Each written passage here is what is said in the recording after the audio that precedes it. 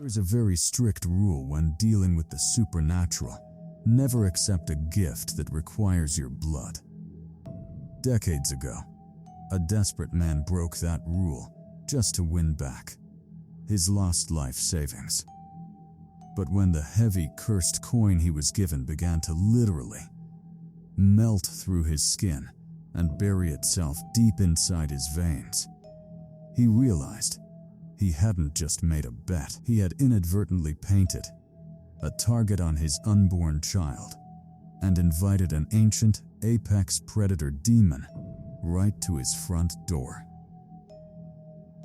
Welcome back, dear listeners. You're tuning into the Shadows Prevail. Whether you're listening from right here at home or anywhere else across the globe, I am so glad you're here. I hope you're all doing well and staying safe. Grab a blanket and turn down the lights, because today I have an absolute nightmare of a story for you. If you want genuine spine-chilling fear, you are in the right place. Today's story is a massive, multi-layered, terrifying journey. Because it's so incredibly long and detailed, we're going to cover the first half today, and I'll drop the conclusion in our upcoming Horror Night episode. This story was sent to us by a guy named Rocky, all the way from Karachi, Pakistan. Now, Karachi is a crazy old city with layers and layers of dark history.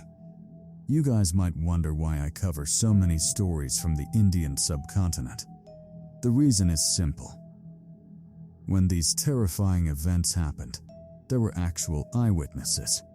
Some have passed away, but a lot of them are still alive today, and I collect these stories directly through our community out there.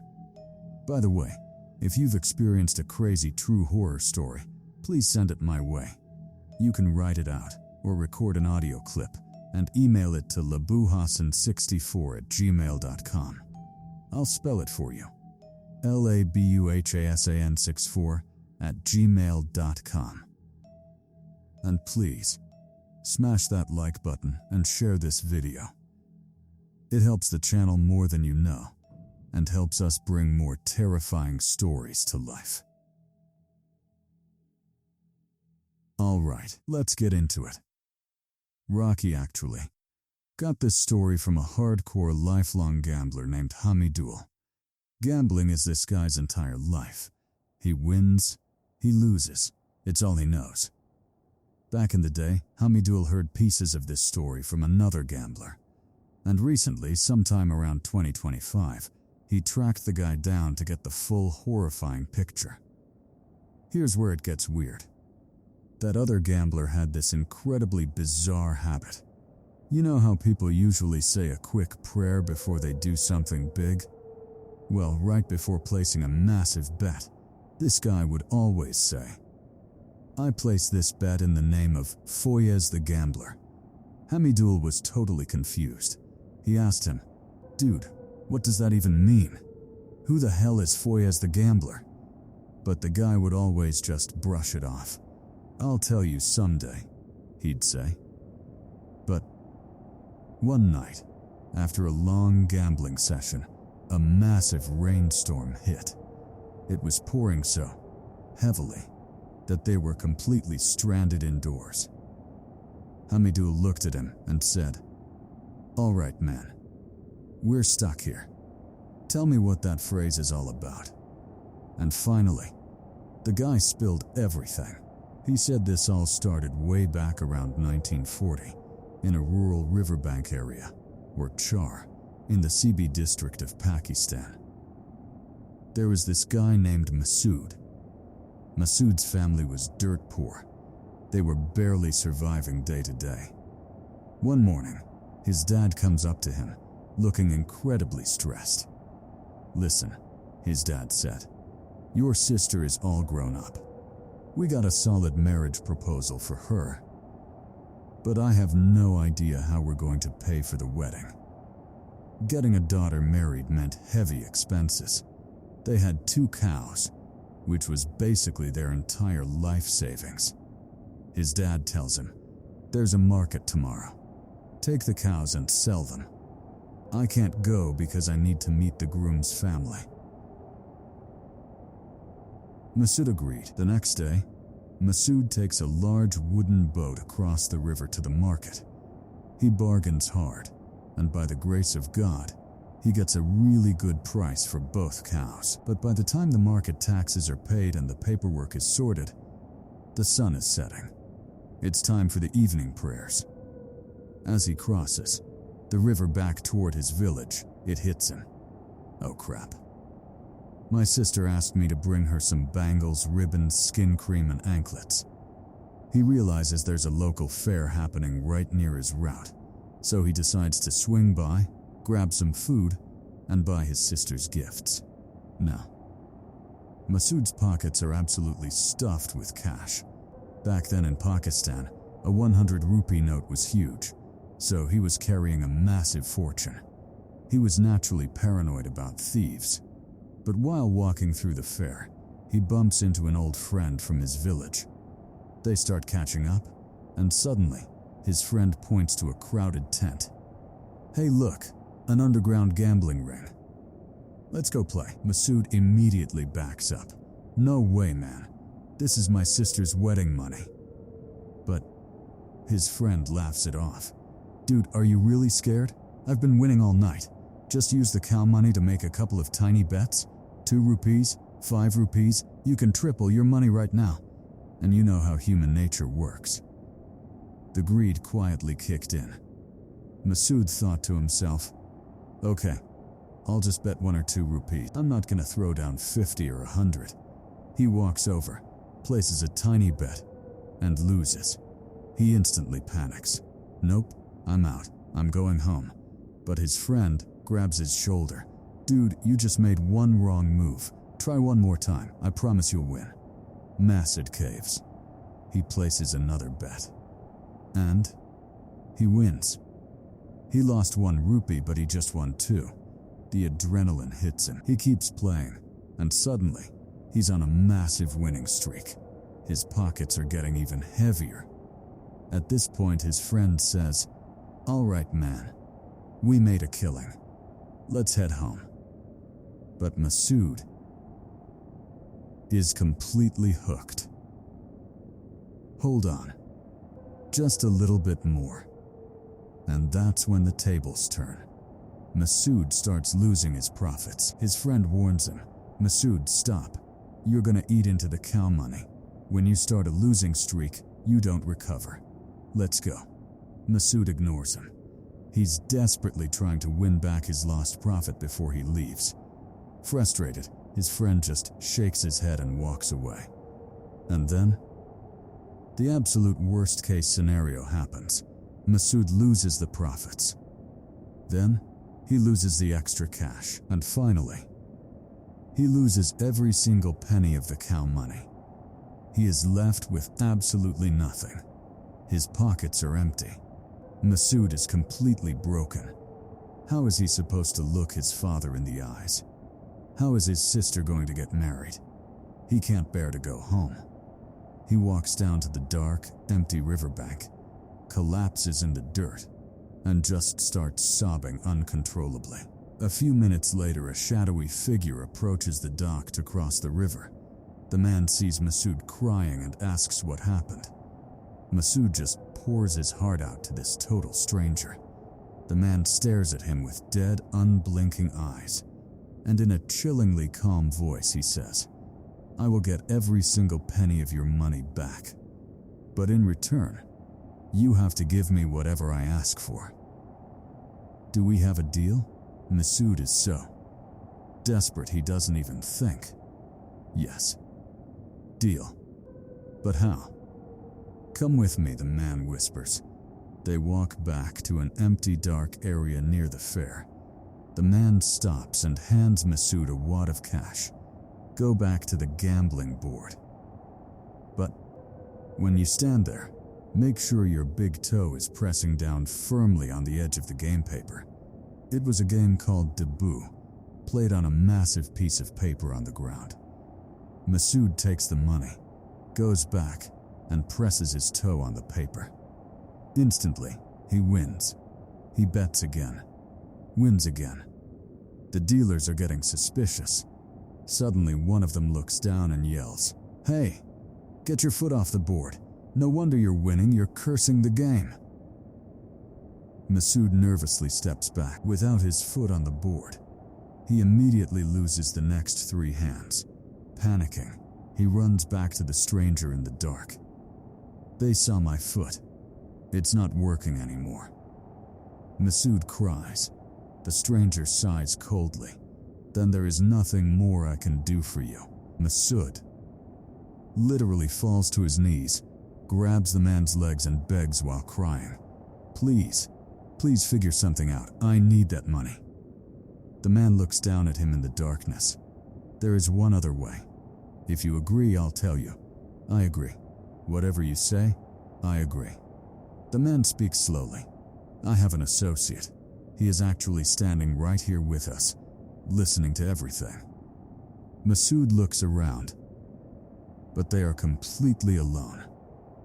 "He can help you," the stranger continues.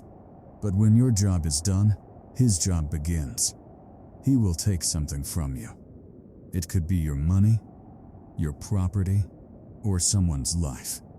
And when he comes to collect, you cannot stop him. If you try, the punishment will be unimaginable. Do you agree?" Masood, completely blinded by desperation, just assumes the guy wants a cut of the cash. "I agree. I agree." The man pulls out a sharp blade. "I need a security deposit. Give me a few drops of your blood." Masood takes the blade, slices his own hand, and lets the blood drip. The man then hands Masood a single, heavy coin. "Squeeze this inside your bleeding fist. Do not let it go. Do not open your hand. Now go play." Masood runs back to the game. He squeezes the coin tightly over his open wound, and boom, he starts winning every single bet. But then, the coin starts getting hot. Within seconds, it feels like he is holding a piece of burning coal. The pain is excruciating, but he refuses to let go. Then, the coin starts moving.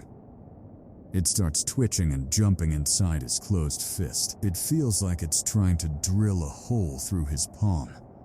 He squeezes his fist even tighter. And that's when he feels it. The searing hot metal of the coin slides directly into the open cut, melting its way deep inside the flesh of his hand. The pain of the coin burning inside his flesh was absolute torture. But Masood endured it. He kept playing, hand after hand, until he had won back every single penny he lost, plus a massive profit. He was winning so unnaturally that the other gamblers actually got spooked. They packed up their things and literally shut the game down for the night. Masood ran back to the dark alley to thank the stranger. "Give me the coin back," the man said, his voice completely flat. Masood opened his bloody fist, but the coin was gone. He looked down at his palm, then frantically checked the ground. "It was literally just inside my hand. Where did it go?" The stranger didn't look surprised at all. He just gave Masood a terrifying, wicked smile and whispered, 39. Masood was totally lost. In his language, a 3 and a 9 side by side make 39. "Are you talking about 39 rupees?" Masood asked. But the man didn't say a word. He just turned around and started walking away into the pitch-black night. Masood yelled after him, "Hey, what about your associate? Doesn't he want his cut? I have to keep my promise." Without stopping, the man's voice echoed out of the darkness. "Whoever it belongs to will come and collect it, boy." And with that, he faded entirely into the shadows. Masood just brushed it off. He figured the guy was just out of his mind. He was just so relieved to have the wedding money back that his mood was actually great. He started the long trek home. But right as he reached the front gate of his house, he glanced up. Standing perfectly still on the tin roof of his kitchen was a massive, shadowy figure. Masood let out a blood-curdling scream and sprinted inside the house. His wife and his father woke up in a panic. "What's wrong? What happened?" his wife yelled. He told them there was something on the roof. The whole family grabbed kerosene lamps and ran outside to check, but there was absolutely nothing there. For the next month or so, things actually went back to normal. His sister's wedding went perfectly. But then, about a month and a half later, Masood started having this deeply unsettling recurring nightmare. In the dream, a little kid was picking fruit from a tree. Masood was just sitting by the side of a dirt path nearby. Suddenly, the kid stopped. He turned around to look at Masood. The child's entire face was smeared with thick, dark blood. The kid wasn't screaming. He wasn't acting demonic. He was just standing there, staring at Masood, with a blood-soaked smile. Masood kept having this exact same dream, over and over again. But in the real world, Masood's luck was insane. It seemed like everything he touched turned to gold. He started a rice trading business, and his family quickly became wealthy. He even bought his own private wooden boat. One night, he was coming back from selling a huge shipment of rice. It was around 11 p.m. now. In a rural village in the 1940s with zero electricity, 11 p.m. was basically the dead of night. It was pitch black outside. He reached the riverbank, unlocked his boat from its heavy iron chain, and started rowing himself across the river. Right as he hit the dead center of the water, his hand started throbbing. A boiling, burning sensation exploded from deep inside his palm. The heat and pain became so unbearable that he dropped the oars, clutched his hand, and collapsed into the bottom of the boat. He was completely paralyzed by the agony. Because he was down for so long, the river currents pushed his boat way off course. When the pain finally subsided enough for him to move, he realized he was far from his usual dock. Fighting through the lingering ache, he rowed to the muddy shore, tied the boat, and started walking across the massive sandy river islands, known as the Char, toward his house. As he was walking under the bright moonlight, he noticed something in an empty crop field about 20 yards away. It looked like someone was crouching down, pulling something out of the dirt. Masood assumed it was a thief stealing crops in the middle of the night. Moving completely silently, he crept up right behind the figure. In the pale moonlight, he could tell it was a woman. She had her back to him. He stood right over her shoulder and asked, "Hey, who are you? What are you doing here?" The exact second he spoke, the woman snapped her head all the way around, and Masood came face to face with a sight straight out of hell. Both of the woman's eyeballs had popped completely out of their sockets, hanging down her cheeks, suspended by the optic nerves. Her mouth was hinged wide open, and her tongue was so absurdly long that it was slithering onto the dirt. Masood let out a horrific scream and fell backward onto the ground. And the exact millisecond his back hit the dirt, the pain in his hand exploded again. He later said it felt like a molten piece of metal had been injected directly into his veins. The boiling iron shot from his hand down to his leg, then up into his chest, up to his throat, and straight back down to the soles of his feet. His entire body was literally burning from the inside out. Through the blinding, agonizing pain, he managed to prop himself up on his elbows. When he looked up, the deformed woman lunged forward. She brought her grotesque, eyeless face smear inches from his nose. She didn't say a single word. She just opened her jaw and let out a deafening, earth-shattering shriek right into his face. And then, she vanished into thin air. Masood was hyperventilating.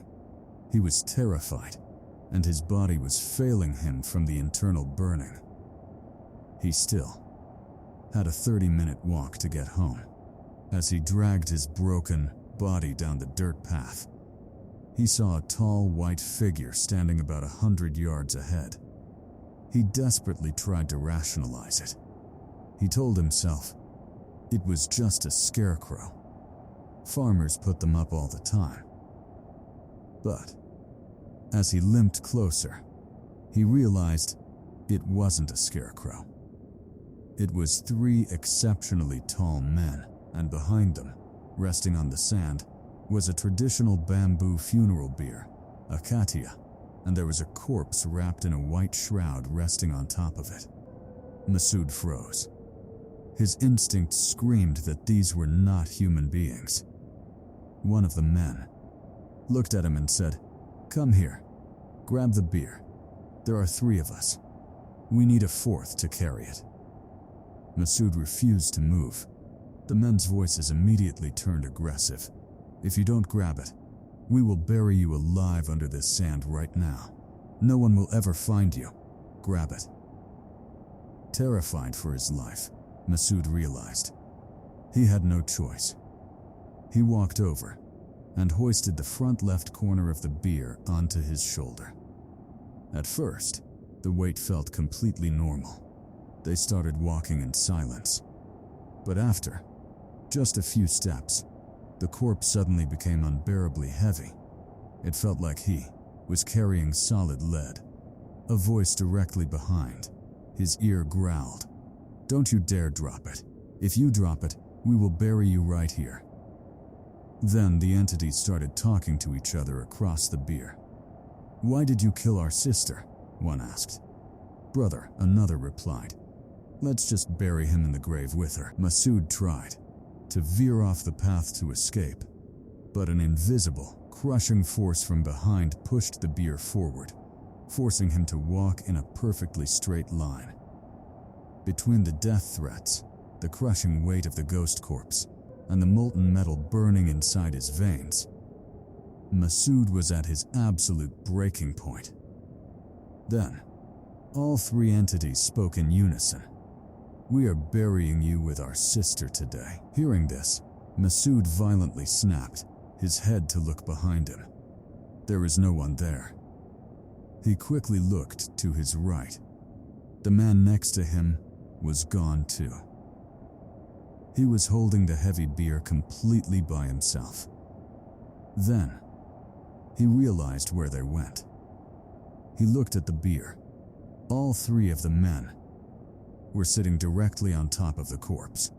Masood screamed, dropped the bier, and fell to the ground, writhing in pure agony as the burning sensation ripped through his body again. The 3 entities glared down at him. In a deep, demonic voice, they said, "Today is your last day." They locked eyes with Masood, opened their mouths, and let out an ear-piercing shriek, and in the blink of an eye, the men, the bamboo bier, and the corpse instantly vaporized into a white mist, blowing away in the wind like aerosol spray. Somehow, Masood managed to drag himself the rest of the way home. His house was surrounded by a fence made of corrugated tin. He barely managed to bang his hand against the tin a few times before passing out cold in the dirt when he woke up. The next day he told his father and his pregnant wife everything. His dad was terrified. He ran to the local mosque, got some holy water blessed with Quranic verses, and made Masood drink it. Surprisingly, things quieted down for a few months. There were minor creepy incidents, but nothing major. However, Masood's wife was now heavily pregnant, and Masood would still wake up in the middle of the night with that excruciating pain in his hand. One night, while his wife was fast asleep next to him, the pain woke him up. As he opened his eyes, he saw a woman hanging by her neck from a rope right in the middle of his bedroom. Her eyes were bulging out of her skull, staring directly at him. He let out a massive scream which jolted his wife awake. "What happened? What is it?" She panicked. Knowing she was heavily pregnant, Masood didn't want to cause a miscarriage from stress. He just swallowed his fear and lied. "Nothing. Nothing at all. I just had a bad nightmare." A few more months passed, and his wife's due date finally arrived. Around this time, she started experiencing terrifying things too. Whenever she used the outdoor washroom at night, she felt an overwhelming presence surrounding her. She felt something circling the outhouse, like a predator hunting its prey. The walls were made of bamboo with small gaps, and she would peek through the holes. But she never saw anyone out there.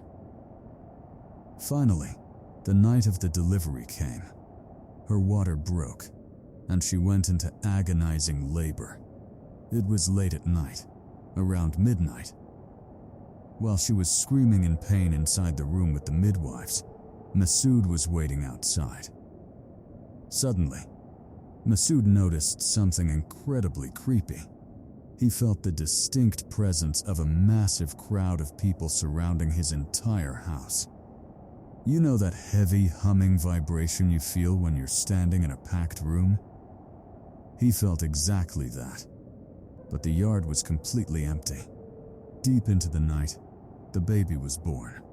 Obviously, the relatives inside were overjoyed, but right as the baby took its first breath, the sound of a massive roaring crowd cheering and celebrating echoed from all around the house. It sounded like a packed stadium erupting in joy, but there was absolutely no one outside. And the craziest part? Every single relative inside the house heard it too. No one slept. The rest of that night, the next morning, when they finally got a good look at the baby, they realized something was very wrong. The newborn was huge, the size of a 3 or 4 month old infant. It was unnatural, but the people in the village just brushed it off. Oh, the mother must have eaten really well.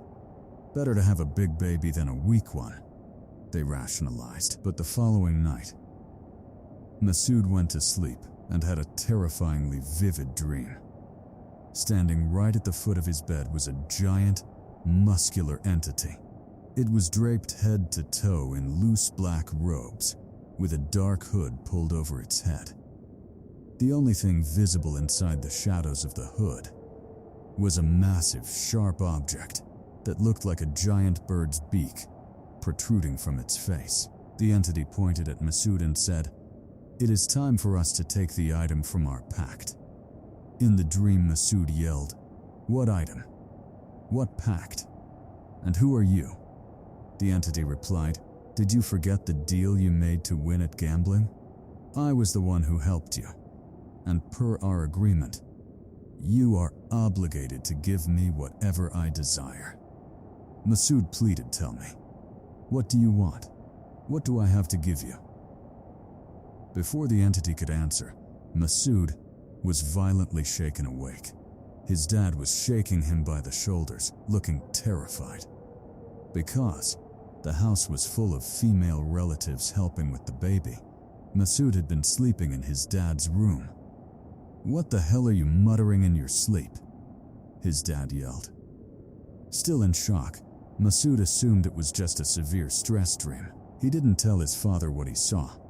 He had no idea that his family's nightmare was only just beginning. For the next 3 or 4 days, Masood didn't go to work. The house was full of relatives. Guests were coming and going, and he was busy handing out sweets, a huge tradition in the subcontinent when a new baby is born. He was distracted, hoping the nightmare was just a product of stress. Eventually, He had to go back to his rice trading post. When he finished work, a massive rainstorm hit. He waited it out, but it was already 8 p.m. by the time the rain stopped. He hurried to the dock, unlocked his boat, and started rowing. Just as the boat reached the middle of the dark river, a massive swarm of bat-like creatures descended from the sky. They started violently circling his boat. Suddenly, one of the bats dive-bombed and crashed right onto the wooden floorboards. The exact millisecond it hit the wood, the burning pain in Masood's hand erupted. He dropped the oars, falling to his knees and clutching his palm in agony. Then, a voice echoed from the front of the boat. It sounded like someone chanting in ancient Arabic. Masood slowly raised his head. Standing right there on the edge of the boat was the massive, black-cloaked, beak-faced entity from his dream. The entity looked down at him. Its voice was deep, echoing, and entirely devoid of human emotion. "Your agreement or disagreement means absolutely nothing anymore," it said. "You gave us the power to take it by force. I am only telling you this because the rules state that I must inform you. If you try to stop me from taking your child, I will kill you first. The choice is yours." And with that, the entity morphed back into a giant bat and flew off into the pitch-black sky. The moment it left, the pain in Masood's hand completely vanished. Traumatized and terrified for his newborn son, Masood grabbed the oars and rowed like a madman. He ran home and immediately told his dad and his wife everything. His dad knew this was serious. He figured an evil jinn had cast an eye on his grandson.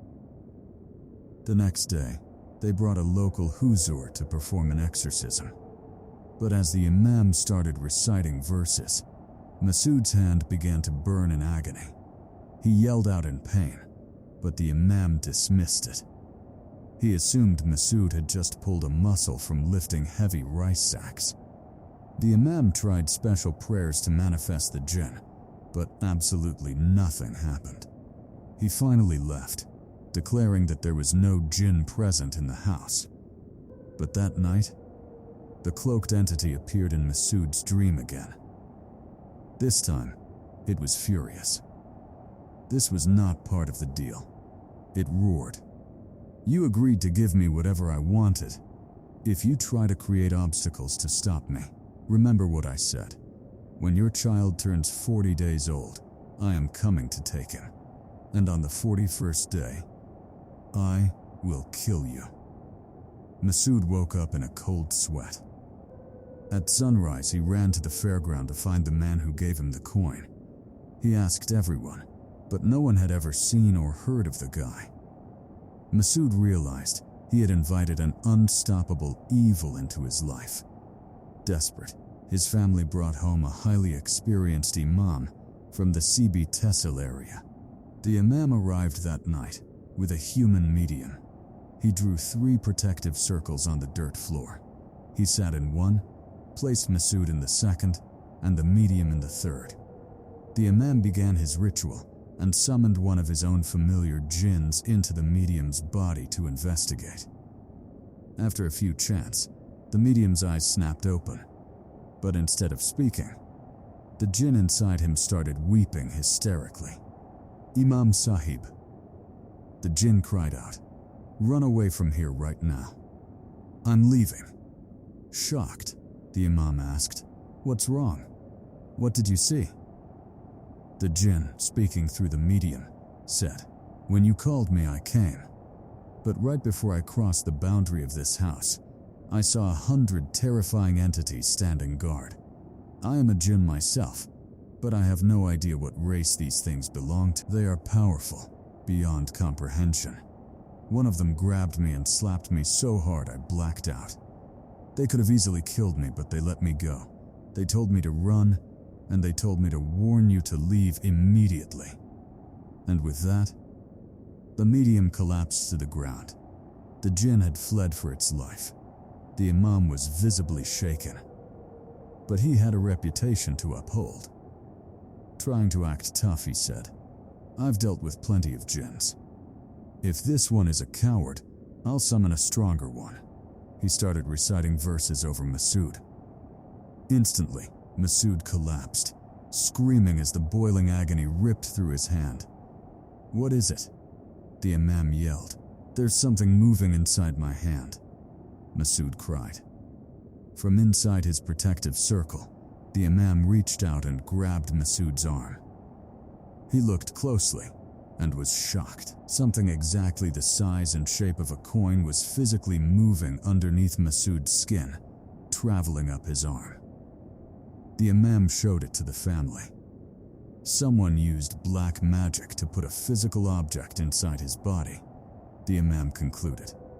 We have to cut it out right now, or he's going to die. Masood was thrashing in pain and didn't want them to cut him, but his family pinned him down. The imam took a blade and sliced the bulging skin wide open. But when the blood cleared, there was absolutely nothing inside. The lump vanished.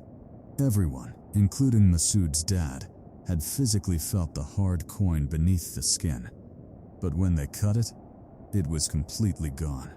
Furious, the family cursed the imam out. You're a fraud. Get out of here. You just butchered him for nothing.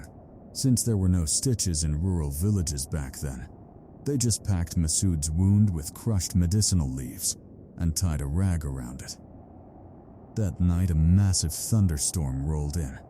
Masood's dad was sleeping in the same room as Masood. Deep in the night, his dad had a dream. The cloaked entity appeared before him, seething with rage. How dare you cause pain to my host? The entity roared. The pain my host felt, you shall feel as well. In the dream, the entity reached out and violently clawed a chunk of meat right out of the dad's hand. The pain was so intense that the dad screamed and woke up, only to immediately pass out from shock. Masood shot up in bed and turned on the lantern. To his absolute horror, his father was bleeding profusely. A chunk of flesh had been literally ripped out of his hand while he slept, in the exact same spot where Masood had been cut. The family was in pure panic mode. Through some relatives, they found out about a legendary imam in Karachi. They immediately traveled to his house. Seeing the desperate family, the Karachi imam sat down and projected a jinn to investigate their home. The jinn never came back. Annoyed, he sent a second one. That one didn't come back either. Now the imam was getting serious. He summoned his fastest messenger jinn and sent it. A few seconds later, the jinn returned, absolutely terrified. That is not a house, the jinn reported. It is a nest of the most horrific demons. The two jinns you sent earlier? They were ripped completely in half, and their bodies are dumped outside the property line. I saw it from afar and didn't dare go any closer. The imam was stunned. If they were just ripped in half, how do you know it's a demon nest? The jinn replied, no one in our race mutilates bodies like that, unless they are a completely different breed. Whoever is guarding that house has absolutely no mercy for normal jinns. If I stayed, they would have killed me too. The imam looked at Masood's family. This is incredibly dangerous. Stay at my house tonight. I need to do some deep investigating. The next morning, the imam called the family in, looking extremely pale. Last night, the imam explained, I had to summon my most powerful, ancient demon jinn. I rarely use him, because his power is immense. But since two of my good jinns were murdered, I had no choice. He brought back information. The entities terrorizing your family belong to a race called the Gharuzat. Most jinns don't even know they exist. They are the apex predators of the supernatural world. No human exorcist and no normal jinn has ever successfully defeated one. They are an ancient Egyptian race. They do not leave Egypt. You will only see one outside of Egypt, maybe once in a million lifetimes. They are masters of the darkest, most foul black magic known to existence. Their operations are so secretive that even the highest-ranking demon jinns have no idea what they do. The Imam took a deep breath before continuing. My demon jinn told me that a few years ago, a faction of these Gharuzat left Egypt and started roaming the world, making pacts with humans to harvest souls. 2 years ago, a man named Foyez lost everything to gambling. He went to a field to hang himself, but was stopped when he stumbled upon a man performing a dark ritual over a fire. Foyez interrupted the ritual, and the man, who was actually a Gharuzat jinn in human disguise, beat him mercilessly. When Foyez begged for his life, the jinn made him a deal. Bring me the corpse of an illegitimate unborn child, and not only will I spare you, but I will make you the king of the gambling world. Foyez agreed. The jinn directed him to a fresh grave where a pregnant woman had committed suicide after being abandoned by her lover. In the dead of night, Foyez dug up the grave, cut open the rotting woman's stomach, and pulled out the unborn fetus. But as soon as he pulled it out, the dead, rotting baby started crying and thrashing around like a live snake. The jinn had possessed the corpse. Foyez threw it in a bag and brought it to the Gharuzat. In exchange, the Gharuzat gave Foyez a cursed coin that embedded itself inside his body, allowing him to win every gamble he made. Foyez got rich, and his wife got pregnant, but right before she gave birth, a group of Gharuzat jinns came to collect the child. However, a rival faction of Gharuzat attacked them. A massive supernatural war broke out, and the rival faction stole Foyez's baby. Because the original Gharuzat failed to take the child, they demanded the coin back. Foyez refused. So, the jinn gave Foyez a curse. If you want to keep the power, you must pass this coin into the bodies of 100 different humans.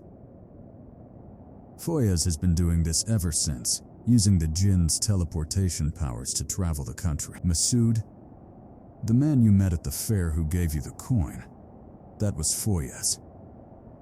The Imam revealed that the Gharuzat want Masood's baby.